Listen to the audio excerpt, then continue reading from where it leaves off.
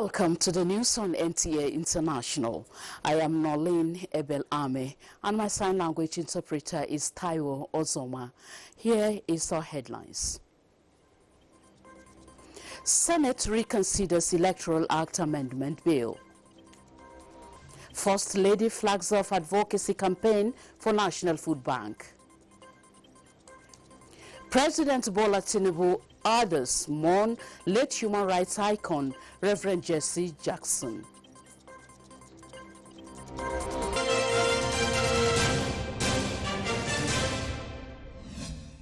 The news. President Bola Ahmed Tinubu has unveiled the Nigeria Industrial Policy 2025-2035, a 10-year roadmap to transform Nigeria from potential to production. Benny Adams reports that the president, represented by Vice President Kashim Shettima, called for sustained collaboration between the public and private sector to ensure the success of timelines that seek to achieve a $1 trillion economy through industrialization. Nigeria has long been described as a giant of potential. But for those whom have lost jobs as a result of factory closures, potential does not pay the bills. Today, the federal government says the era of paper promises is over. A phenomenal rise in the value of stocks. Why? It's a reflection of the health of the Nigerian economy. A friend of mine called me yesterday out of fear that his stocks increased by 1.7 billion naira in value within 24 hours.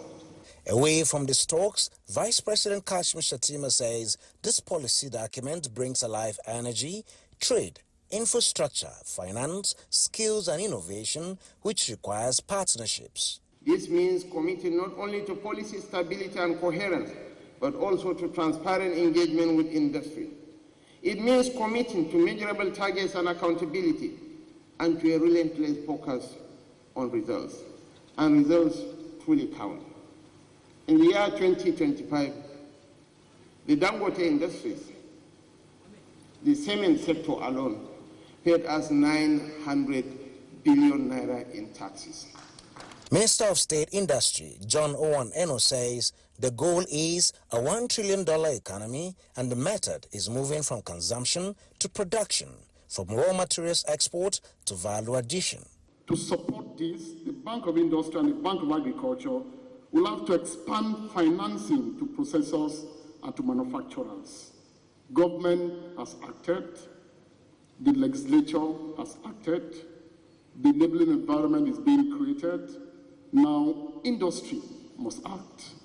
All the policies that you've actually done great. The only one thing that now, which the government must emphasize, is to protect the local industries. They all agree that in 10 years, the target is a massive 25% year-on-year growth of the industrial sector, and its success will depend not on the applause in the room, but by the industries that will be reopened and the new ones built. In Abuja, Benny Adams, NTA News. In other news, the Senate has reconsidered the Electoral Act 2022 repeal and Enactment Bill 2026 and amended Clause 28 to enable INEC adjust timelines for the 2027 general elections.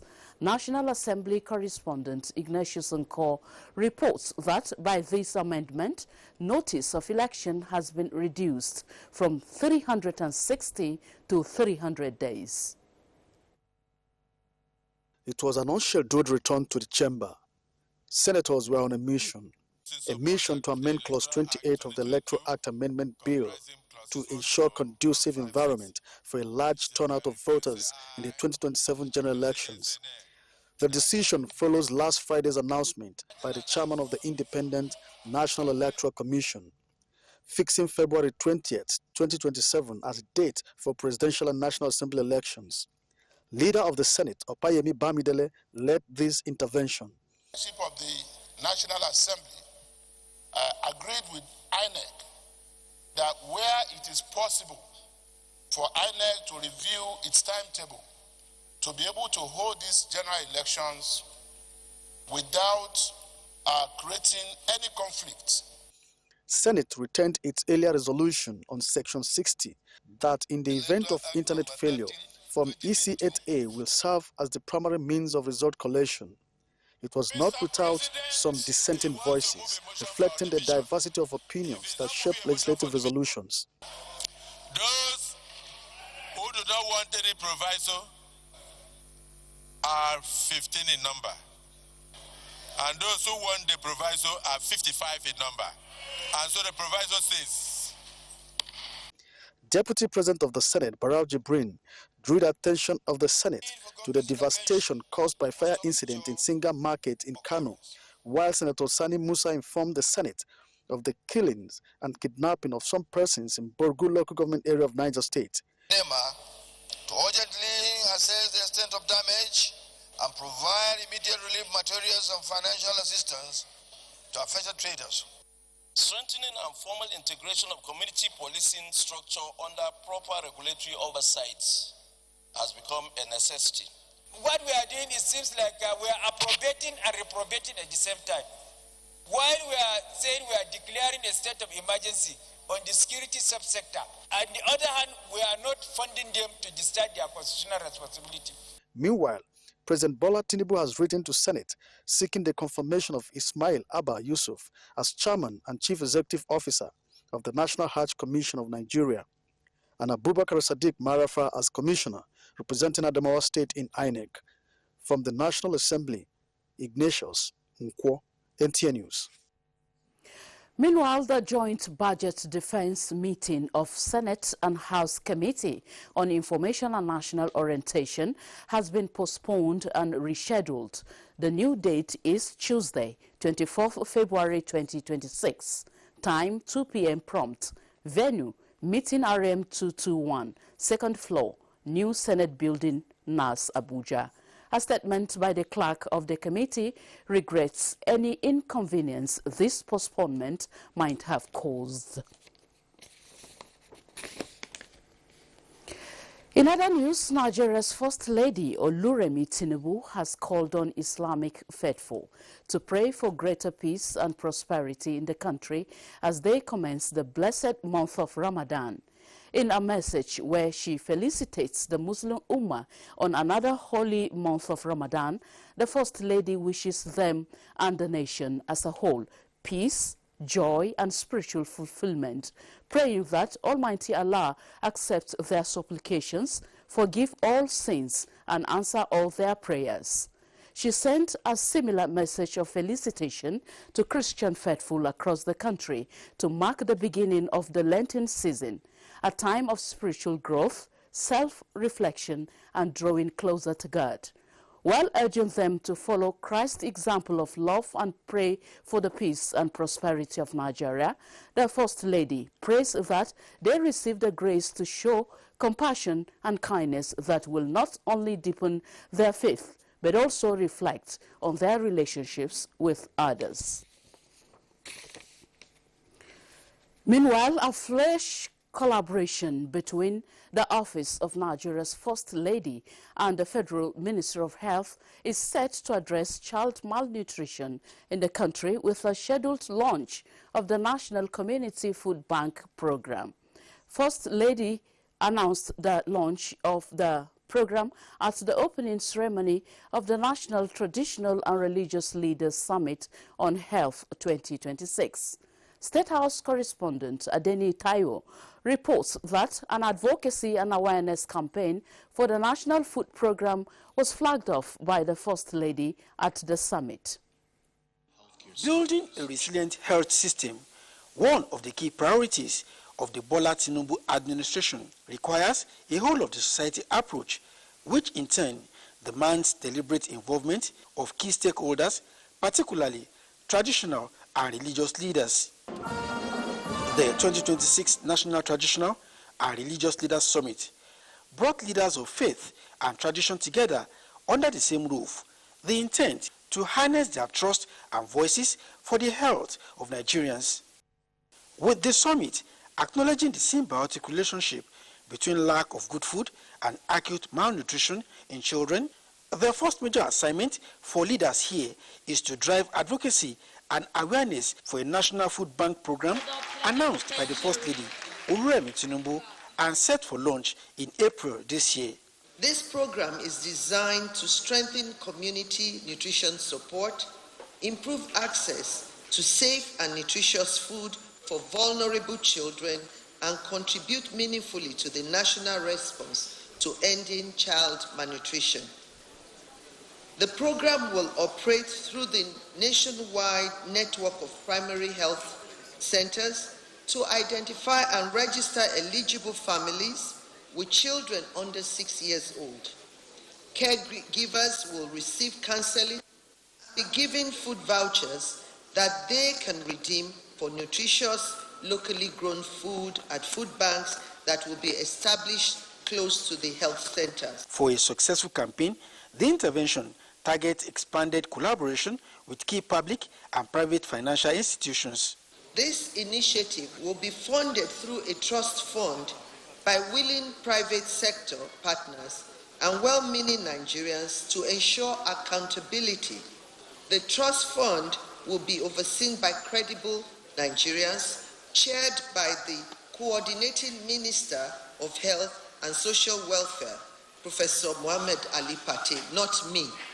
We will be needing a lot of support from you, our revered traditional and religious leaders, to ensure no eligible family is left behind as we roll out the program nationwide. For the Coordinating Minister of Health and Social Welfare, a lot has been done by the current administration to bring healthcare delivery closer to the people, but more can be achieved through dialogue with critical stakeholders. Leadership that we are calling for does not end in this hall. It must live in each and every one of our communities all over this country. We are the closest to our people. We don't lock our palaces. It's about time for our political leaders to utilize the strength in us for us to better the lot of our people. Let us return to our domain as ambassadors of health, equity, and hope. In goodwill messages, World Health Organization and other partners lauded Nigeria for leveraging voices that can reach places where political leaders and even healthcare workers cannot reach. From the conference center of the presidential villa, Adeniyi Taiwo, NTA News. In a related development, the Organization of African First Ladies for Development has commended Nigerian First Lady Oluremi Tinubu for her outstanding contributions to girl child education and hygiene. This was at the 29th and 30th Ordinary General Assemblies of the Organization of African First Ladies for Development in Addis Ababa, Ethiopia. Abubakar Akwanga reports. Nigeria's First Lady was represented by the wife of the Vice President, Nana Kashim Shettima, got unanimous cheers of the Assembly in her effort in combating maternal and child mortality, including care for the underage. The meeting highlighted the need for unity among African nations to address challenges facing women and children, especially in conflict areas across the continent. Speaking on the ideals of OFLAD, Dr. Fatima Abiyo emphasized the critical connection between sustainable development and peace, noting that rights cannot be fully realized in an unstable environment. Other First Ladies who spoke appealed to leaders on the continent to prioritize gender equality, women's economic empowerment, and education across African countries. Abubakar Akwanga, NTA News. If you just joined us, this is the news on NTA International. Let's pause here for a short break. The news continues shortly. Thank you for being there. In a poignant turn of events, renowned U.S. civil rights leader and presidential candidate, Reverend Jesse Jackson, has passed on, leaving behind a legacy that shaped global movements for justice, equality, and human rights. He was surrounded by loved ones as the news of his peaceful passing unto glory broke out, with deep sadness across the nation. Comfort Fashion files in his profile. I wasn't born with a silver spoon in my mouth. I had a shovel programmed for my hands. Jesse Jackson said that with conviction. From a hard-scrabbled childhood in Greenville, South Carolina, to becoming an iconic voice for African American rights, Jackson's life is a testament to the power of determination. Born Jesse Louis Bonds on October 8, 1941, in Greenville, South Carolina, to an unmarried teen mother and a former professional boxer, his life was marked by hardship from the very beginning. The so-called I Have a Dream speech right here in Washington on August 28th. As a close associate of Martin Luther King Jr. in the 1960s, he was there in Memphis when the civil rights leader was slain. He stood with the King's family, mourning the loss of a man whose legacy Jackson sought to continue. With his silver tongue, Jackson walked a tightrope between activism, politics, and social justice. He mediated international disputes, advocating for an end to apartheid in South Africa, and became a presidential special envoy for Africa. In the 1980s, Jackson's presidential runs caught the nation's attention, and he finished third in the Democratic primaries. But Jackson's journey was not without its setbacks. He faced controversy, including the infamous Town scandal, in which he used a pejorative term for Jews in a 1984 interview to the prison sentence of his son Jesse Jackson Jr. for embezzlement. In 2013, as his Parkinson's diagnosis forced him to step back, his legacy continued to inspire.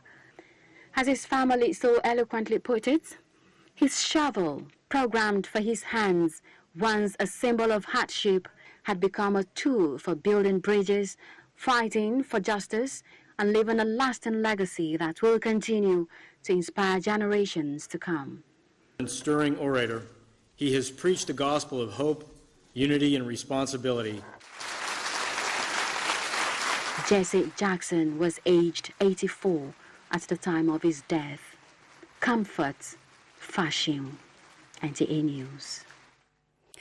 Meanwhile, President Bola Tinubu joins the rest of the world and the people of the United States of America to mourn the passing of civil rights icon and renowned Baptist preacher, Reverend Jesse Jackson, who passed away this morning at the age of 84.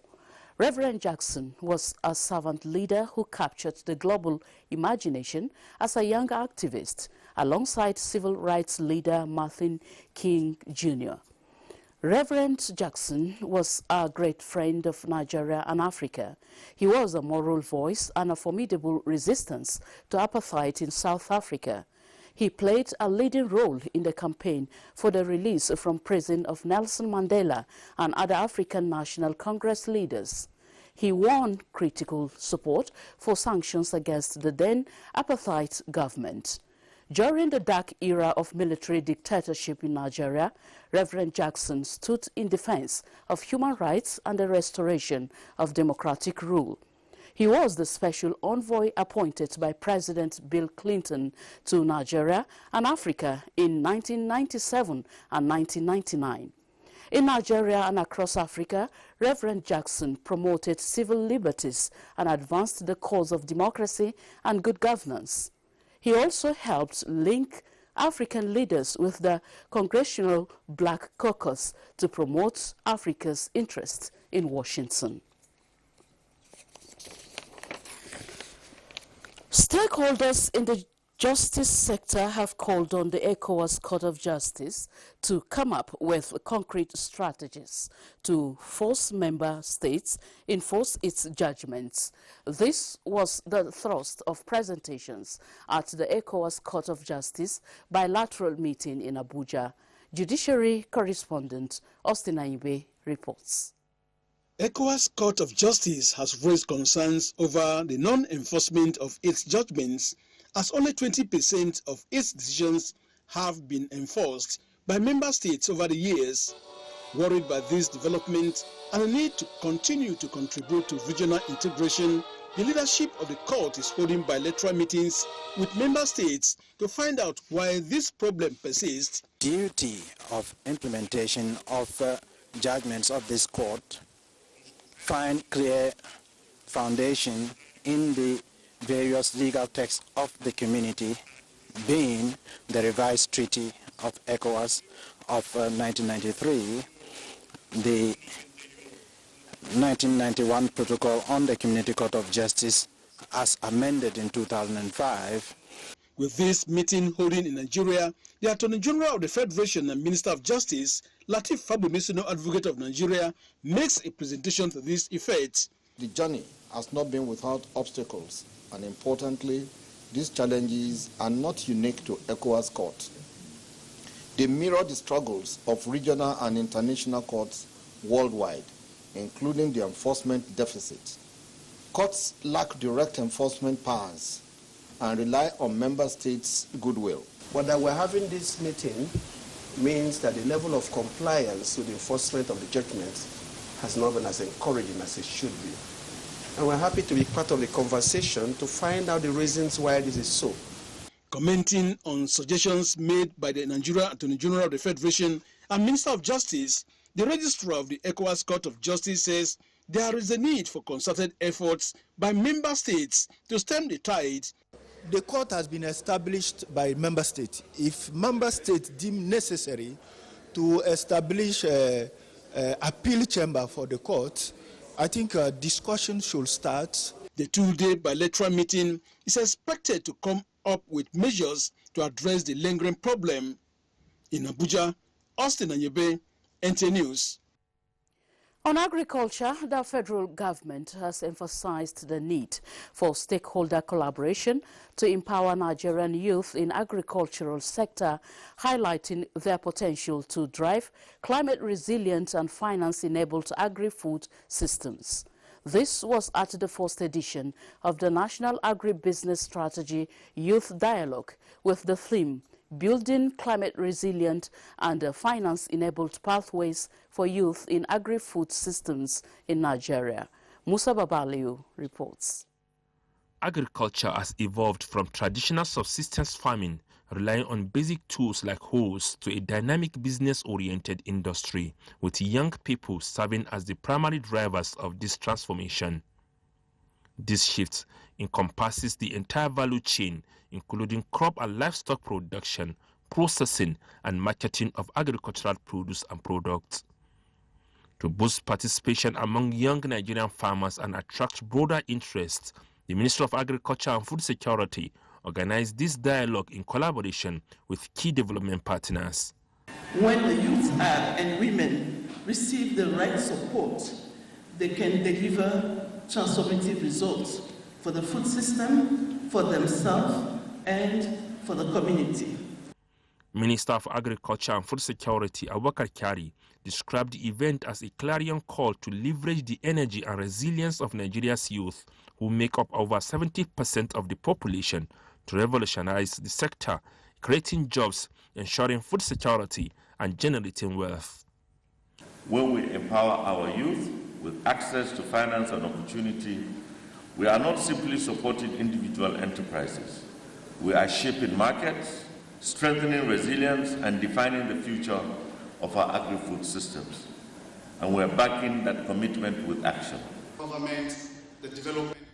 David Adama, a senior specialist for continental and regional engagement at the Alliance for Green Revolution in Africa, outlined the organization's goals of empowering at least 30% of youth and 30% of women across every food system value chain, while having the gender gap between young men and women.